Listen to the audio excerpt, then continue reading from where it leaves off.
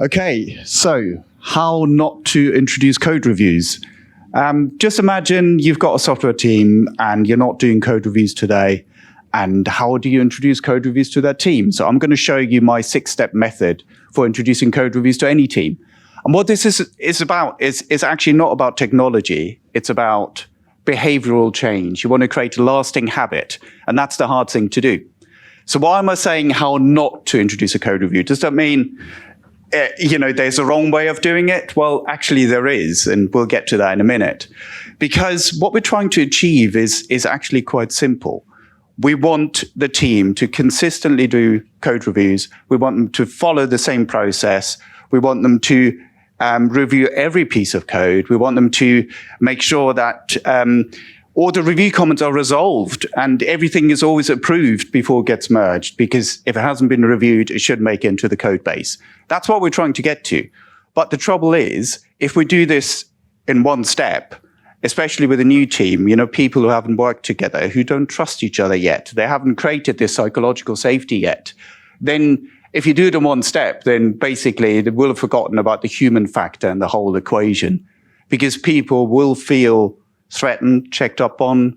If they don't know each other very well, there's a chance that this can cause a lasting impact on the team dynamic. So when you introduce code reviews, you have to do it step by step. Because what you want people to do is you want them to realize the benefits of code reviews.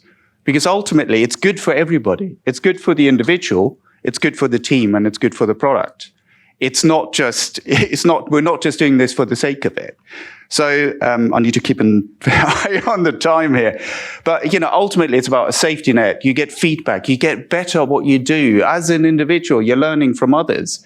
And when you do this well, then people pick the difficult customers to do their reviews. And if you do it badly, they go the path of least resistance. And that is what you don't want. You want effective code reviews, because we want to create this team spirit. We're in it together. And, ultimately, it leads to better software products. So here's my 6-step process, and I've got to get through this very quickly now. So the first one is we have to make code reviews possible. So that often means technology. If you don't have a tool that allows you to leave review comments on code, then you need a tool that does that.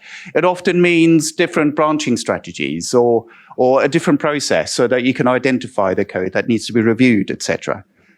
But at that point, we're not actually suggesting that people do code reviews. It's at the second step that we're saying, look, it would be really nice if you reviewed each other's code. So we're just taking this little baby step. We're saying, look, we want them to do code reviews. We encourage it. And in the next step, we're then saying, let's find some good examples of code reviews and highlight them, document these examples, and show people, what a good code review could look like, and, what a good outcome is, and, look at all these problems that's found. And it's only in that next step that you're saying, look, every piece of code, every change that we're making now needs to be reviewed. And if you don't, then, that's no longer an option. You now should be reviewing your code. But it's not very formal yet. Because in the next step, we're now saying, let's formalize it. There needs to be checklists. Every review comment, when someone leaves a comment, you have to resolve it one way or another. You either don't agree with it and you have a reason, or you have to resolve it, you have to change the code. So it's at this point that we're making it formal. And finally, at the final point, we're enforcing it in our tooling that, a merge request, pull request can't be merged unless you've had 2 approvals and you've followed the process and all the checkboxes, the tick boxes have been ticked, and you've dealt with all the problems. And it's really important here because this gets you step by step from 0 to 100%. And it's important that you follow this step-by-step process, because if you go too fast, if you don't follow the step-by-step process, there's a fair chance that you end up with a scenario where people do code reviews for a few weeks and they take the path of least resistance and they don't do it well and they're not actually learning anything from each other. And that's what it's all about. We want to learn from each other.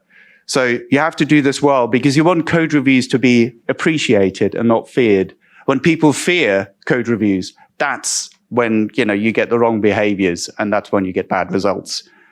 And that's it in a nutshell. There's some references here because ultimately what this is about, it's not about the technology of introducing code reviews. It's about creating behavioral change within a team. And that is really hard. And when you do that, You want to do it step by step. And Tiny Habits by BJ Fogg is actually a great book that introduces this concept of you have to take these baby steps. And I'm out of time. Thank you very much.